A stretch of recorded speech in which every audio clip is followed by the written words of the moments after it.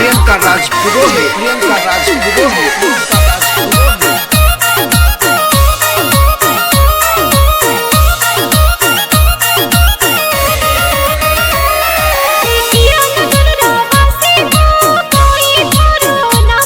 मैं बड़लू गाँव रवासी हूँ, कांतीलाल नाम है।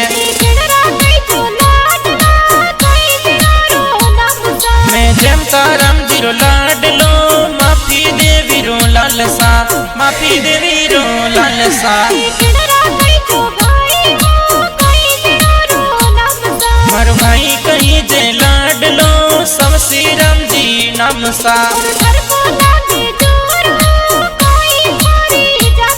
मैं अन बन सूरे वो हो, आल देवासी जात सा, आल देवासी जात सा।